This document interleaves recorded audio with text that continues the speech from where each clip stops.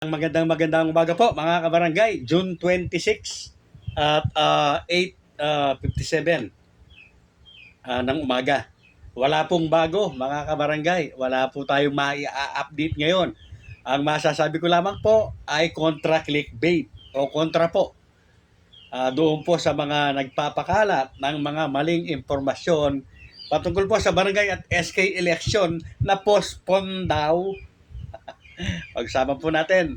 Yes po mga kabarangay, napakarami po ng mga clickbait nga na naglalabasan, ano? At mga content creator po na sinasabing postpone po ang halalan, yan po ay dahil daw sa desisyon ng Pangulong Marcos.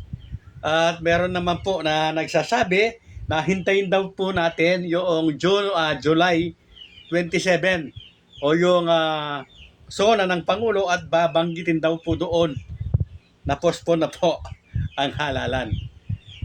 Mga kabarangay, sa mga aspirante, talagang ipagpatuloy na po ninyo yung inyong paghahanda. Lalong-lalo na malapit na yung filing of Certificate of Candidacy na kailangan po ninyo ng birth certificate. So baka hindi pa po nakahanda yung birth certificate po ninyo, lakarin na po ninyo yan. Ganun din po yung documentary stamp. Minsan po pag nagkasabay-sabay po yung mga kandidato na bumibili po ng stamp, nagkakaubusan po. So mas maigi na po yung nakahanda po kayo ng mas maaga. Excuse me po. Yes po, tuloy na tuloy po ang barangay at SK election mga kabarangay. Kahit yan po ay maipasa pa ng Senado at ng Kongreso, ay mahihirapan na po sila na sa batas talaga yan na ay ibig ko po sabihin na talagang mahihirapan na po sila na yan po ay maging isang o magawa na yan ay isang ganap na batas. Kasi marami po pong pagdadaanan yan.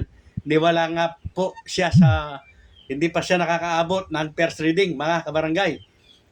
Sa mababa at mataas na kapulungan. Sali-salita pa lamang po. Ito pong sinasabing postpone na po ang halalan. At ang higit po na nagsasabi na talagang yan po ay hindi na nila magagawang i-postpone dahil nga po itong si Madam Amy na promotor ng palaging pagpo-postpone po ng halalan ay nasa minorya na po. Hindi na po siya sa mayorya mga kabarangay.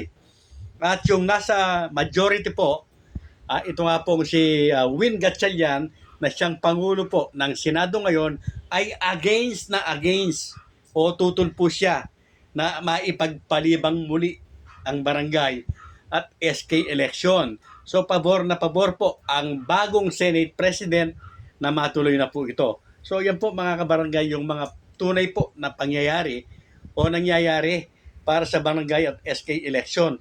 Yan po ay naaayon po sa nasusulat Republic Act 12232, nakatakda po at gagawin po ang halalan sa November 2, 2026.